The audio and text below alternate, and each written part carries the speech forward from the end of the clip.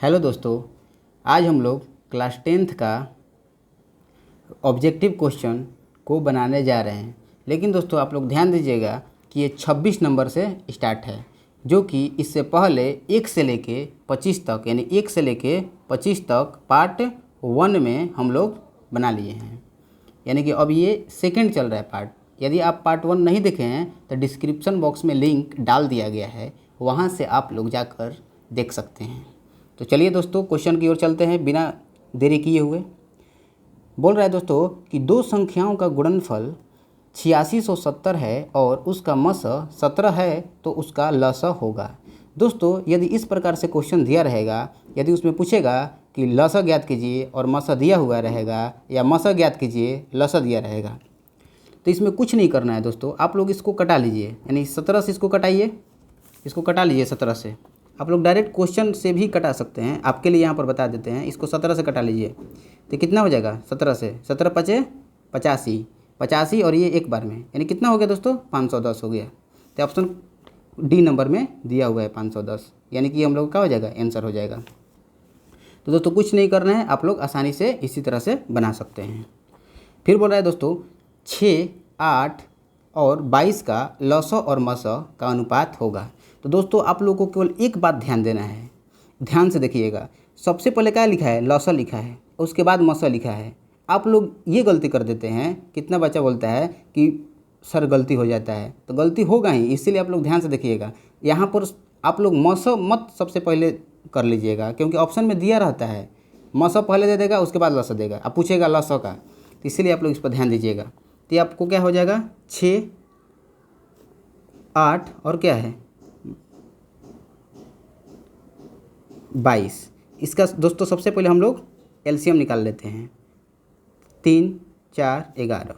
अब ये नहीं जाएगा दोस्तों, तो ये क्या हो जाएगा 11 चौक 44 और 3 दूनी की 6, यानी कि 44 में 6 से मल्टीप्लाई कीजिएगा तो 6 चौके 24 की 4 2 हासिल, 6 चौके 24 और 2 26, यानी कि 264। ये हम लोग का हो गया दोस्तों लसों का। अब ये अब क्या कह रहा था मसों का पूछ रहा है, तो मस इसका निकाल लीजिए। तो मसों के लिए आपको 6 का फैक्टर कितना हो जाएगा 2 × 3, और 8 का कीजिएगा तो क्या हो जाएगा 2 × 2 × 2, और ये 72 का कीजिएगा तो क्या हो जाएगा फैक्टर 2 × 11। तो दोस्तों सब में क्या है कॉमन 2 है। अब तो कुछ दिख नहीं रहा है कॉमन, इसमें आप लोग देख लीजिएगा, इसमें क्या कॉमन है 2 कॉमन है, तो इसमें तो कुछ अब दिख नहीं रहा है कॉमन, तो इसीलिए क्या हो जाएगा 2 हो जाएगा हम लोग का HCF। इसको कटा लीजिए, ये हो जाएगा 1 और ये हो जाएगा 3 और ये हो जाएगा 2 और ये 1, यानी कितना रेशियो आ जाएगा 132:1, यानी किस ऑप्शन में है तो ऑप्शन नंबर ए में। चलते हैं अगले क्वेश्चन की ओर दोस्तों। 96 का अभाज्य गुणनखंड क्या होगा। कभी भी दोस्तों अभाज्य गुणनखंड कहे तो इसमें कुछ नहीं करना है, डायरेक्ट आप लोग यहाँ पर लिख लीजिए 96 और इसका अभाज्य गुणनखंड निकाल दीजिए। अभाज्य गुणनखंड का मतलब होता है LCM। इसको फैक्टर कर लीजिए, यानी कि ये हो जाएगा 4 और ये हो जाएगा 8, फिर इसको कर लीजिए, फिर ये हो जाएगा 12, फिर ये हो जाएगा 6, फिर ये हो जाएगा 3। दोस्तों इसका फैक्टर हम लोग कर लिए, तो ये क्या हो जाएगा 1 2 3 4 5, यानी कि 2 के पावर कितना है 5 है, हम मल्टीप्लाई 3, यही हो गया क्या चीज़ फैक्टर, यानी कि यही हो गया हम लोग का क्या चीज़ अभाज्य गुणनखंड। तो कितना है 2 के पावर 5 मल्टीप्लाई 3, तो 2 के पावर 5 किधर है 2 के पावर 5 मल्टीप्लाई 3, यानी ऑप्शन नंबर सी। चलते हैं अगले क्वेश्चन की ओर दोस्तों। बोल रहा है कि 0.3 के ऊपर बार, यानी कि इसको रेकरिंग बोलते हैं हिंदी में, का परिमेय रूप में लघुत्तम रूप है, यानी कि ये क्या है परिमेय रूप में लघुत्तम रूप पूछ रहा है। तो दोस्तों यहाँ पर दशमलव दिया है, तो दशमलव हटाइएगा तो नीचे क्या हो जाएगा 10, क्या हो जाएगा 10 हो जाएगा, यानी कि 10 हो जाएगा, यानी कि 0 पॉइंट ये 3 बार है, तो दशमलव सबसे पहले हटाइए, ये 10 हो जाएगा। और ये बार है दोस्तों 1 डिजिट पर है, तो नीचे भी क्या हो जाता है 9 लिखा जाता है हम लोग को, ये आप लोग को पता होना चाहिए। लेकिन ये क्या पूछ रहा है दोस्तों यहाँ पर दशमलव हम लोग कटा दिए, ये हो जाएगा 10। लेकिन आप लोग को ये क्या कह रहा है दशमलव से हमको कुछ मतलब है, इतना हम लोग को लेंदी करने का कोई ज़रूरत नहीं है। डायरेक्ट हम लोग क्या करेंगे 0.3 है ना 1 डिजिट के बाद है, इसे पिछले वाले वीडियो में भी आपको बता दिए हैं, यानी 1 डिजिट के बाद है तो 1 9 दे देंगे, यानी कि 3 3 जा 9, यानी कि 1/3 आंसर। तो 1/3 कौन है ऑप्शन नंबर सी। अगर 2 डिजिट के बाद रहता तो 2 डिजिट यानी कि 2 अंक 2 9 लिखते हैं। पूछ रहे दोस्तों 7 + 3 √2 है, ये बाहर निकल जाएगा अंडर रूट से, नहीं निकलेगा दोस्तों। तो इसीलिए क्या हो जाएगा, आपको बताया है कि यदि अंडर रूट से बाहर नहीं निकलेगा तो क्या होगा, अपरिमेय संख्या। आँख मूंद के मारिएगा, आँख मूंद के नहीं, यानी कि मतलब ध्यान से। निम्न में से कौन परिमेय संख्या है, यानी कि इसमें पूछ रहा है दोस्तों कि परिमेय संख्या कौन है। ये बाहर निकलेगा, नहीं निकलेगा, ये भी निकलेगा, नहीं निकलेगा, ये भी नहीं निकलेगा, तो क्या हो जाएगा, ऑप्शन नंबर डी। बोल रहा है कि 0 और 50 के बीच विषम संख्याओं की संख्या है। दोस्तों पूछ रहा है कि 0 से लेके 50 तक, अभी कौन सी संख्या, विषम संख्या पूछ रहा है कि वो संख्याओं की संख्या यानी कितनी संख्या हो सकती है 0 से लेके 50 के बीच में, कितनी हो सकती है। तो कुछ नहीं करना है दोस्तों, जितना नंबर दिया रहता है यानी कि नंबर, अब बाटा में क्या चाहिए 2, यानी 50 दिया है तो क्या हो जाएगा 50/2, यानी कितना 25, ये हो जाएगा 25। 25 किस ऑप्शन में है, तो ऑप्शन नंबर बी में है। दोस्तों चलते हैं अगले क्वेश्चन की ओर। बोल रहा है कि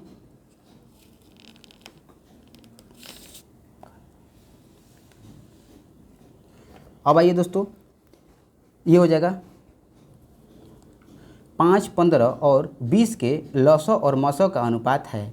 तो ये दोस्तों आप लोग अपने से कर लीजिएगा, इसमें भी इसको भी कर लीजिएगा अपने से, क्योंकि इससे पहले आप लोग को बता दिए हैं। निम्न में कौन अपरिमेय नहीं है, यानी दोस्तों इस पर ध्यान दीजिएगा, अपरिमेय नहीं है कह रहा है, यानी परिमेय दिया हुआ रहेगा, ठीक है, और एक दिया रहेगा क्या चाहिए, अपरिमेय नहीं।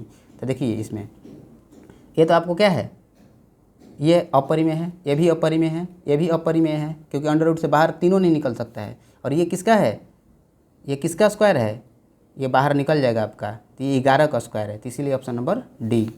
बोले दो संख्याओं a और 18 का लस 36 तथा मस 2 है, तो a का मान ज्ञात कीजिए। दोस्तों इसको एकदम ध्यान से देखिएगा, ये एकदम इम्पोर्टेंट है, ये बहुत इम्पोर्टेंट है, इसको एकदम ध्यान से देखना आप लोगों को। देखिए आपको बताते हैं दोस्तों, ये दिया हुआ है कि a, क्या दिया हुआ है, a और 18 का लस 36 है, यानी कि दोनों का ये भी क्या है, कोई संख्या है, ये क्या है, कोई संख्या है, ये दोनों को मिला के ये लस दिया है, LCM कितना दिया है, LCM दिया हुआ है कितना 36, यानी कि ये संख्या को ऑप्शन में कुछ दिया रहेगा, ऑप्शन में 2, 3, 4, 1, यानी कि इसमें आप लोग को ध्यान देना है कि इसमें 2 रखते हैं। सबसे पहले मान लीजिए 2 रखते हैं, 2 और 18 का निकालते हैं, 2, 1, 9। अब ये जाएगा नहीं जाएगा, यानी कि 2 × 9 तो कितना आ जाएगा, 18 आएगा। तो दोस्तों यहाँ पर कितना है, 36 है, तो इसीलिए क्या हो जाएगा, ऑप्शन नंबर 1 नहीं होगा, यानी कि 2 नहीं हो सकता है, यानी कि ये क्या हो जाएगा, कट जाएगा।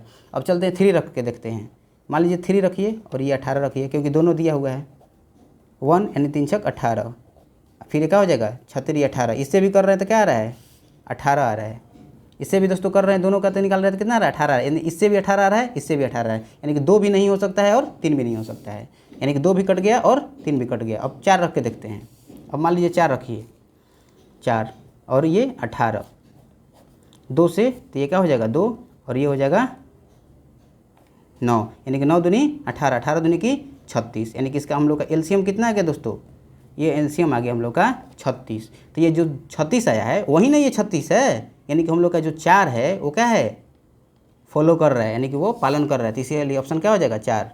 इसीलिए आपको इतना अच्छा से बताया है कि दिक्कत नहीं होगा, ये देख लीजिएगा एकदम ध्यान से। अब चलते हैं दोस्तों 36 नंबर क्वेश्चन की ओर। यदि P तथा Q 2 अभाज्य संख्याएं हैं तो उसका मस है।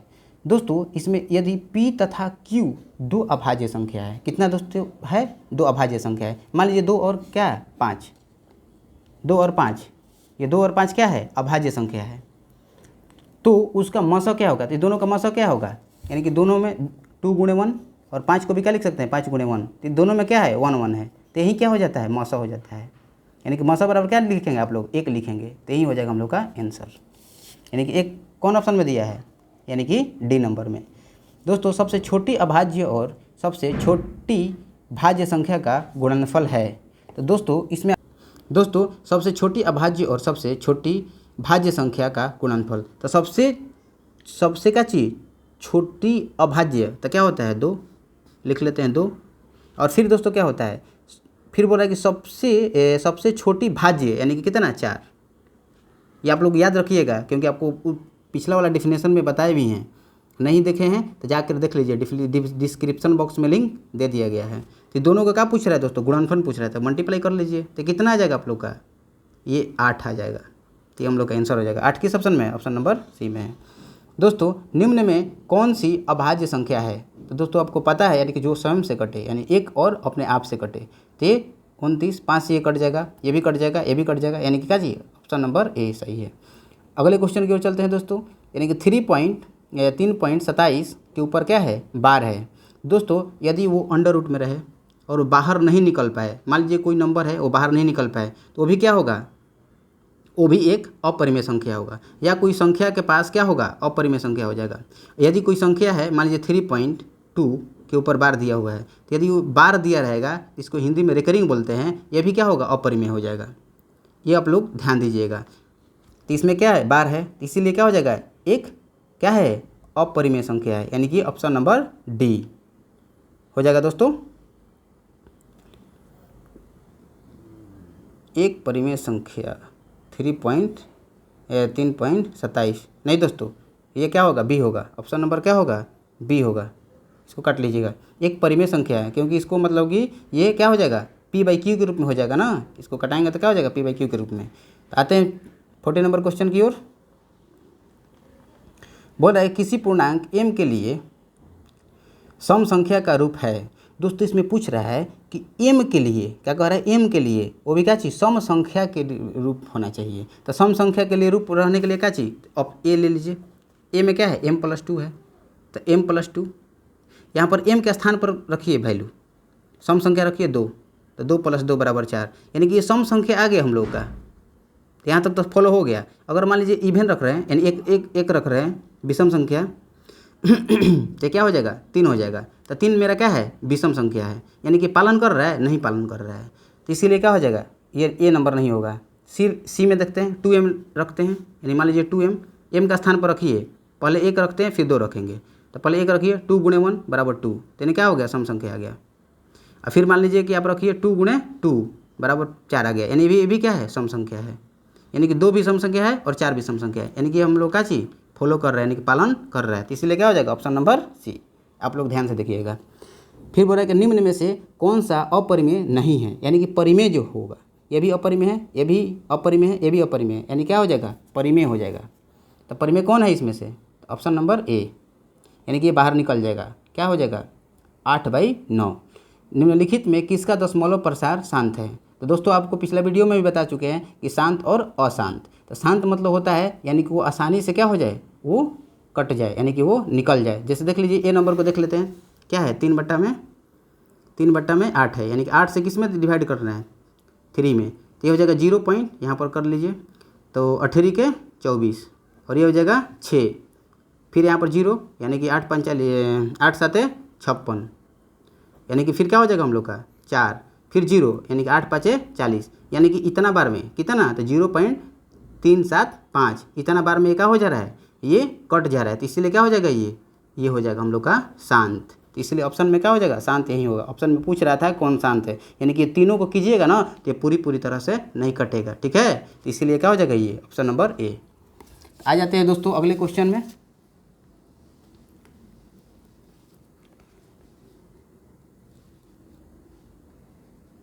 आ जाते हैं 40 नंबर 3, यानी कि 43 क्वेश्चन में, 43 नंबर क्वेश्चन में 6/15 का दशमलव प्रसार है। अभी दोस्तों आपको बताएं हैं कितना पूछ रहा था, 6/15 पूछ रहा था, तो ये हो जाएगा 15 और ये हो जाएगा 6, इसका दशमलव प्रसार पूछ रहा है, यानी कि शांत होगा कि अशांत होगा।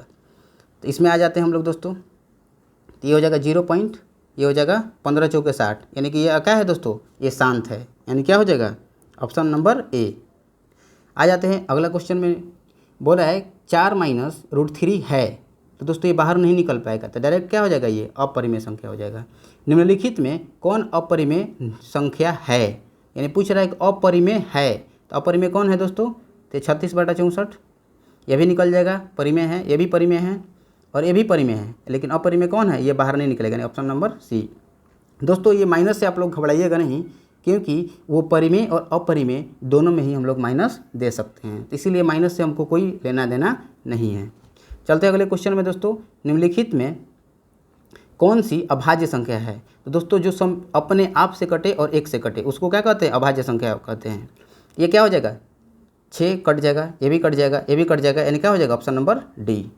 दो परिमेय संख्याओं के बीच कितनी परिमेय संख्या हो सकती है? दोस्तों दो परिमेय संख्याओं के बीच, मान लीजिए कि मेरा 4 और 5 है, कुछ भी ले सकते हैं आप अपने से, तो ये दोनों के बीच परिमेय संख्या कितनी निकल सकती हैं परिमेय संख्या? तो ये दोस्तों आप लोग याद रखिएगा, ये अनंत निकलेगा, क्योंकि इसके अंदर भी पॉइंट है 4.1, 4.2 डॉट डॉट डॉट, यानी इस प्रकार से बहुत सारा संख्या हम लोग निकाल सकते हैं, ज्ञात कर सकते हैं। आप पिछले क्लास में भी आप पढ़ चुके होंगे। तो क्या हो जाएगा, अनंत हो जाएगा दोस्तों। ये बोल रहा है 11/15 का दशमलव प्रसार होता है। तो दोस्तों अभी बताए हैं 43 क्वेश्चन में, तो उसी तरह से इसको भी आप लोग बना लीजिएगा और बनाकर कमेंट कीजिएगा।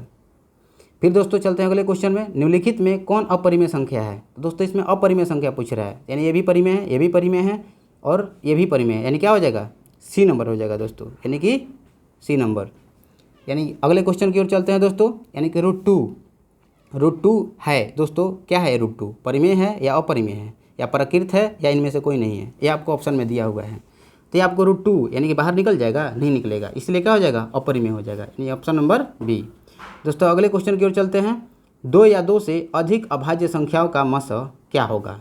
दोस्तों इसमें पूछ रहा है कि 2 या 2 से अधिक संख्याओं का मस क्या होगा। तो इसमें मान लीजिए कि अभाज्य संख्या बोल रहा है, तो अभाज्य संख्या ले लीजिए 2 और 5, इसका मस क्या होगा, इसमें 2 फैक्टर कीजिएगा तो 2 × 1 यानी कि 2, और ये भी क्या हो जाएगा 5 × 1, यानी कि इसमें क्या कॉमन है, एक कॉमन है, यानी कि इसका मस क्या होगा दोस्तों, मस हो जाएगा 1 आंसर, यानी कि इसीलिए ऑप्शन नंबर में ऑप्शन नंबर ए 1 दिया हुआ है।